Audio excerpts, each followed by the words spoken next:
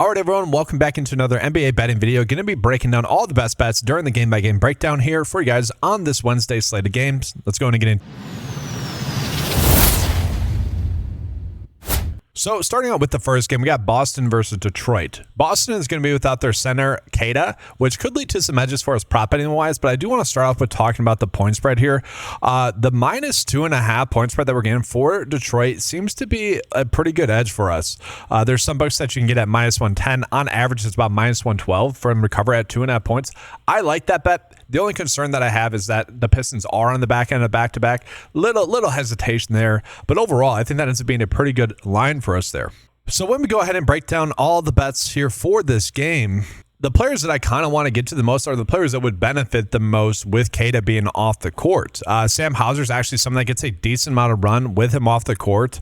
That being said, his production is kind of sporadic. Even his per 36 production is not necessarily something we can trust. Simons is actually the player that gets the most minutes with Queta off the court, guys. So I was kind of looking at, hey, do we have any bets that we can be on for him? We kind of do, okay? So if that ends up happening, if he ends up getting a little bit more run with Queta being off the court, which is definitely strange, right? You got a guard getting more minutes with the center off the court. Kind of strange, but you can see it happen. The issue is the matchup with Detroit, where they do have Isaiah Stewart, Jalen Duren, tend to run out a little bit of a taller lineup there. So don't necessarily like that. But overall, I think we can consider this bet, especially if you're maybe looking for a game stack. We do see the splits over the last two games, betting that consistently speaking on average gets it as well. So I do end up liking this bet a decent amount if you are trying to get to a bet specifically in this game. So if you guys want to get to that one, you certainly can. From there, guys, we got to talk about who's taking place of Queta most likely, and that's Luka Garza. Now, he is someone as well that, given the matchup, given the minutes he's projected to get, you would assume he'd be able to get this over. If he does end up getting an additional, few minutes there, we have him projected for 22 minutes, which could end up being low, but if he does end up getting that, he should be able to have a good game. So we see only once thus far this season has he gotten like 20 plus minutes. And so this is a big jump, but if he does end up getting more run, I don't mind that. And so those are kind of the two safe bets. Just as an FYI, guys, his per 36 production, which we don't have him projected to get, but his per 36 production is 17.5 points, 10.3 rebounds. 2 assists as well. So really not a terrible spot to get to. I actually like this one as well. His over fantasy score a little bit more. You guys know I'm a sucker for these fantasy score prop bets. His per 36 production for this is 37. So again, we're not expecting him to get 37 minutes, but that shows you guys kind of the appeal of that bet. Now, from there, I don't think we're necessarily getting that many great bets. We do have Tobias Harris over points and rebounds. Not a terrible spot, but also feels like a bet that we're kind of forcing there as well. His minutes have been pretty limited, although we do have him projected for 29 minutes. If he ends up getting those minutes, he should be able to get that over. One of the interesting bets that we have is Thompson to get over 0.5 blocks. This is actually grading out as one of the better bets that we are getting on the slate.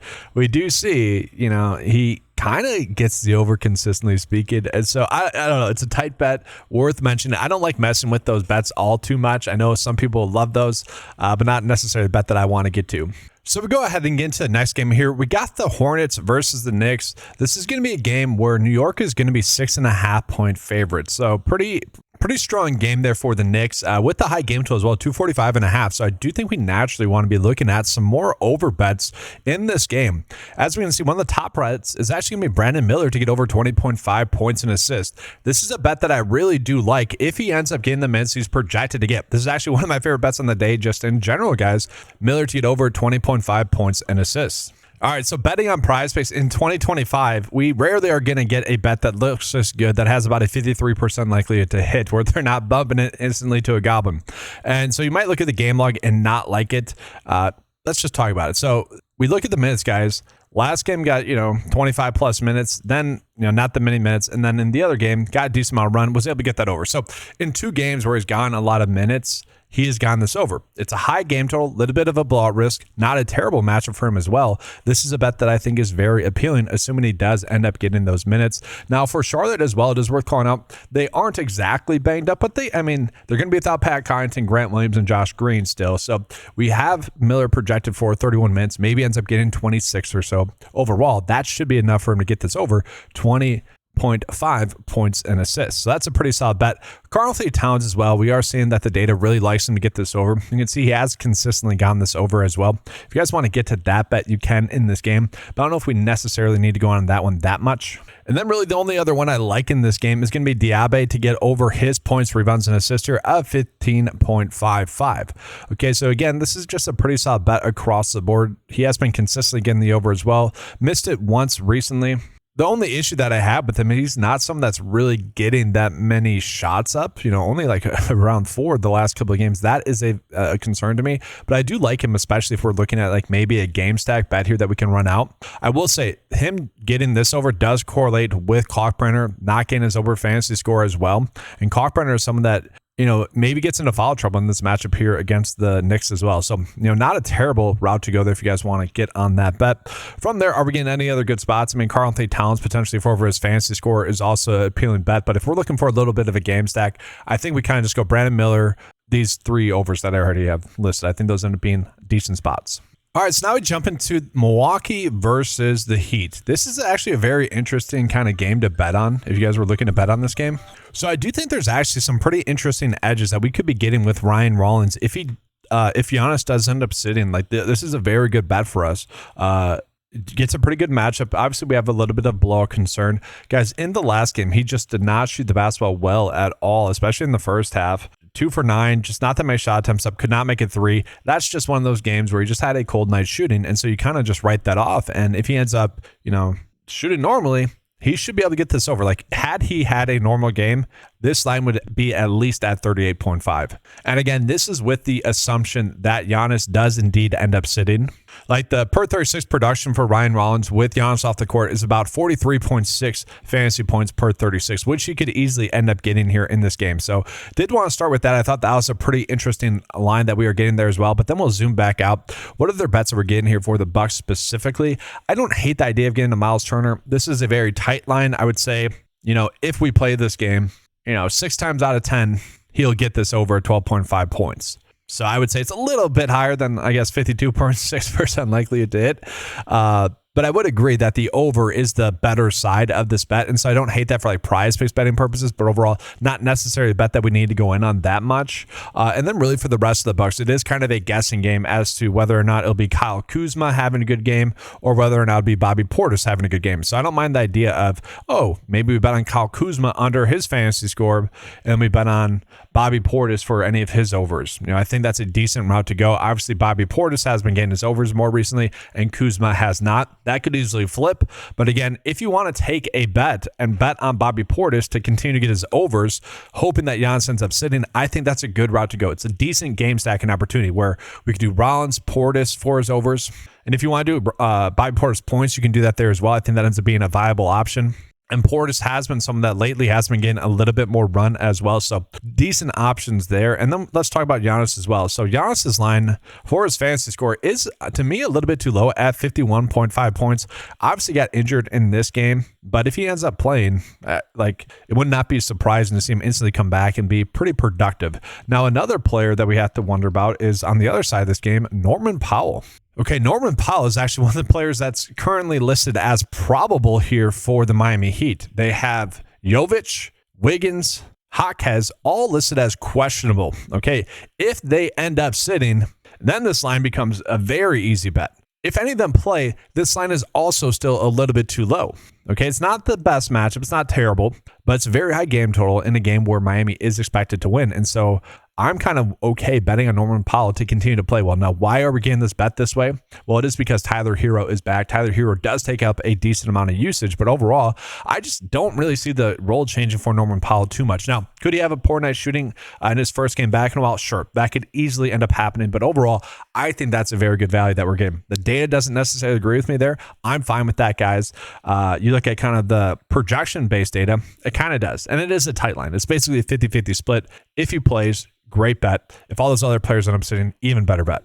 And so, guys, that cave is actually looking like it could be a very solid game-to-game stack, just hoping that players end up sitting. Like Powell over his fantasy score, Rollins over his fantasy score, Bobby Portis over points. We have a pretty good bet stack there that if the news goes our way, those bets are all going to get bumped up. Now, hopefully that doesn't occur by the time I get done with this video, but worth calling those out as, some potential pretty good leverage spots. All right, guys, so we go ahead and jump into OKC versus Minnesota. Kind of some interesting spots here in this game just because we don't know whether or not SGA is going to be active in this game. Jalen Williams is currently out, and so this is another one where I'm kind of surprised at the game total. 8.5 point favorites are the OKC Thunder, which would suggest that SGA is going to end up being active in this game. Now, I think this ends up being a pretty good spot where if you want to bet on the Timberwolves to cover at like 9 points on a score bet there, I think that ends up being a pretty good bet. There's just a bunch of betting opportunities here for whichever sportbook you guys bet on for Minnesota to be able to cover. I think that ends up being a very viable option here because if SGA ends up sitting, it's going to end up being much closer than this. And even if he plays, I feel like this line is a little bit too high, especially with Jalen Williams being out here for the Thunder still. And another interesting side of this is that AJ Mitchell has his fantasy score at 29 for his fantasy score. You know, if SGA were to end up staying in this game, AJ Mitchell would end up getting a little bit more run. And obviously, if he does get that, he should be able to get this over. His per 36 production with SGA off the court is closer to like 36 for his fantasy score. So definitely an interesting line there. We're getting Rudy Gobert, about a 52% chance for him to get his over 9.5 rebounds. I don't hate that in this matchup. It's not the best matchup, but just with the amount of bigs that both teams have, you kind of expect the minutes that we had all the bigs projected to get should be pretty darn accurate. Julius Randle will get over 36 for his fantasy score. That's a pretty solid bet for us. I don't know if we necessarily need to go out of our way to target, but also not terrible. Okay. We are getting some okay spots here. Dante DiVincenzo has been someone that has really been crushing it lately as well. Definitely a tough matchup, and you don't like the blowout aspect. You don't like the low game total, but I don't hate the idea of betting on him to continue to play well. We have him projected for 29 minutes. Not terrible there. And again, if SGA ends up sitting, that just increases the likelihood for the game to stay close. And if that ends up happening, then obviously we like some of the bets a little bit more for their overs. Anthony Edwards had kind of a fun quote about this matchup, basically saying they got dominated last time. It kind of seemed like he was going to be motivated to play well in this game. So if you want to chase that, you can. But overall, I don't think we're necessarily getting bets that we need to go out of our way to target in this game, but enough to mention where they're kind of interesting. All right, so now we go ahead and get into the Pacers versus the Raptors. Guys, I want to start with talking about the Raptors just in general here. So in the last game, we ended up getting some pretty good bets for really Brandon Ingram and also Scotty Barnes. Now, Scotty Barnes ended up laying us down by barely not getting his over, but I really don't mind the idea of going back to the well with him. He ended up having too many turnovers. I am interested to see what his fantasy score comes out to be. If it's not too much higher than his points, rebounds, and assists, I think we could get to the over here. I do want to call it the game total of this game. I feel like this game total should also be higher. It's only at 234.5. I think the game total has a good chance to be higher than that. And I'm kind of keeping that in mind with some of the prop bets that we're chasing. With Brandon Ingram as well, I kind of feel like his bets should be a little bit higher. Per 36 production, guys, with RJ Barrett off the court, both those players do end up getting their overs there. And then we're not getting that many bets here for Jamal Sheed, although I don't mind the idea of getting to him.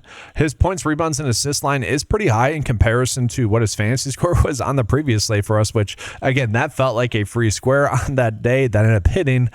This is a very good matchup. I don't mind the idea of chasing this, assuming that he still gets around 22 minutes. In the last game, guys, 24 minutes. We have seen him get 24 minutes the last two games. We obviously would like that to be there for him.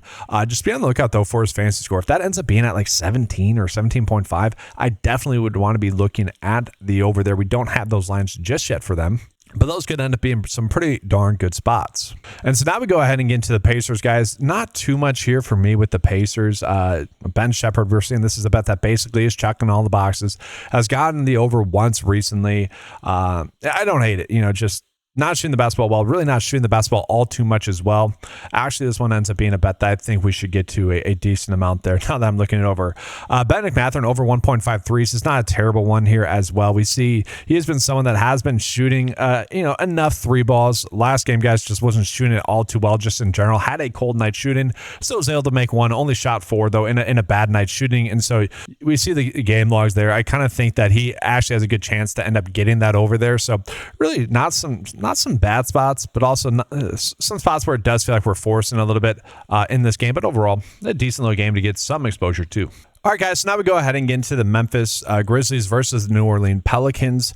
In this game, I don't really love much. Memphis is still banged up. Ja Morant's out. Zach Edey's currently questionable. That could create some value for us. Like Jock Landale to get over his points is not a terrible bet then. If Edey does end up sitting for the Pelicans, they're going to be without Murray, Poole, and Herb Jones. Herb Jones hasn't played in the last 2 games, so all the lines are kind of already adjusting for them. One interesting player to bet on is really just Derek Queen. It just depends on how many minutes he ends up getting. In the last game, guys, only 17 minutes. And so with that, wasn't all that useful. If he ends up getting a little bit more run in this game, which to me does seem to be pretty random, we have him projected for 28 minutes. If he does end up getting that, he should be able to get over 7.5 rebounds. So that's not a terrible bet on a more traditional sports. But guys, if you guys are some of the bets, on other sites, take that increased payout there with the increased risk there. Obviously, of the under hitting, not a good bet there on PrizePicks Underdog. Do want to call that out. And really, the only bets I'm looking at here are kind of the call up bets that we're getting. Are we getting any best bets? I do want to call it. I added in another tag, which is going to be the ideal bets.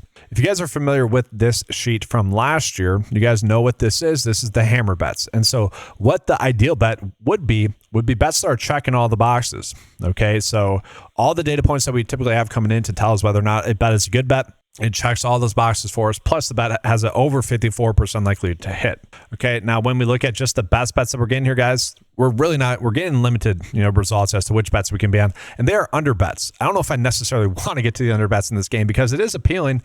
Not a bad game total, close game as well. So, although these bets are popping up as decent bets, I don't think I want to get to them just simply because, well, I kind of want to bet on the overs in this game. So, mostly just staying away from the spots here, but worth calling those out to you. All right, so now we go ahead and jump on into the Houston versus Golden State Warriors game. Kind of an interesting game here, okay? The best bet that we have popping up really in this game is Will Richard to get over 53.3 points and rebounds and assists, which I don't hate if he does end up getting more minutes, okay? So in the last game, got 22 minutes. We have him projected for 18 minutes. I don't hate that idea, but it does matter, okay? Because they are going to be without Kuminga. They are going to be without Horford. Draymond Green is currently questionable. It is an interesting bet. We also have Buddy Hield to get over his points and rebounds. Also not a terrible bet. He's very much shot dependent whether or not he's hitting his shots, right? Another one, Quinton Post. Like, he is someone that you would expect to get some run, but he's only projected for 16 minutes in this game, which is pretty random. I would say, actually, if Steven Adams was going to be active in this game, that would actually help out him. But no, guys, Houston's banged up. They're going to be without Adams, KD, Easton's still out, Van Fleet, and Finney Smith are still out as well. So Post is kind of an interesting bet, though, because if he ends up getting more minutes than we haven't projected to get, because in the we've seen 2 out of the last 3 games has definitely gotten a lot more run, then he should be able to get this over. Okay, so I don't hate that idea, just betting on him to get more minutes than we haven't projected to get. But let's see, are we getting any other spots there for Post that we can get to instead? No, it's basically about the same. It does seem like we should be choosing his points or his rebounds, although points, rebounds, and assists, not terrible as well. So not terrible there. From there, I do want to talk about Houston, guys. So in the last game, I ended up telling you guys that Aaron Holiday's points were extremely too low. Okay, this is probably the correct line for him.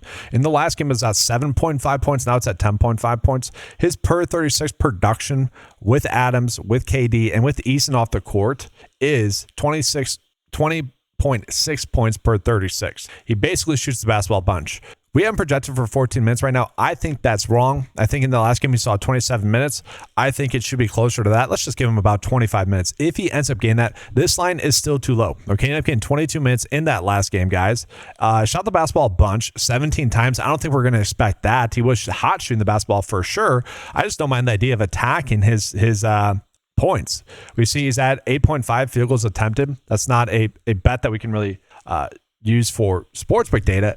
But also he averages about 14 field goals attempted per 36 with them off the court. So again, this is based off of the minutes. And if the minutes end up being higher than what we're expecting, I don't mind this. Again, this is going to end up being a little bit of a better, more traditional sportsbook bet where it has a 51% chance for the under to hit. And so that's why we don't necessarily want to target that on PrizePicks Underdog, but worth highlighting that bet there for you guys. And then a player that we would expect to get some more run today, it would be Clint Capella with all those players off the court, but we don't have him projected for that many minutes, still only around 11 minutes. So he would need to get more, and that might just mean that we're looking at Alfred Sengun to end up having a very good game. Okay, so his per 36 production is obviously going to be good with them off the court. He also gets a good matchup, although it's a low game total. Okay, so Sengun, with all his players off the court, 30.7 points, 10.5 rebounds, and 6.7 assists. Now, we look at in the last couple of games, has struggled. I'm okay ignoring that. I think he's going to end up having a good game here in this spot. It is we obviously want to see him play better than what he has, but I can kind of overlook it. I think this ends up being a good spot for him as well. And then Reed Shepherd's actually in an interesting spot here as well. He actually sees his points go down per 36 with all those players off the court. Now, it's not a big sample size, guys, but he only averages about 15.7 points per 36. We have him projected for 27 minutes. And so this one has about a 50-50 split for the under to hit. I think that ends up being a better bet, but overall, with all the data points telling us that it's going to be close, I think we just stay away from that one. So kind of some interesting spots here, but overall, not too many that are worth like digging in on too much. All right, so now we go ahead and jump into the next game, which is going to be the Spurs versus the Portland Trail Blazers. Okay, so both teams are going to be pretty banged up, guys. For the Spurs, Dylan Harper questionable, Castle out, McLaughlin out, and then Wemby also out. For Portland, guys, Sharp is questionable. Drew Holiday's out as well. So kind of one of the better bets in this game that I like is actually looking at De'Aaron Fox for his points, rebounds, and assists here of 35.5. The reason why I like it is going to be the high game total and the close game nature of this game. So he is someone that if all those end up being true, I think he's going to be part of the reason as to why, and he should be able to get that over. So I did want to start with him. That does seem like a pretty good betting opportunity for us on this slate. Now, from there, we are getting like Kling Yang to get over his points and assists here, about a 53.5% chance. I do like this bet a decent amount. He is someone that should get a decent amount of run here in this game.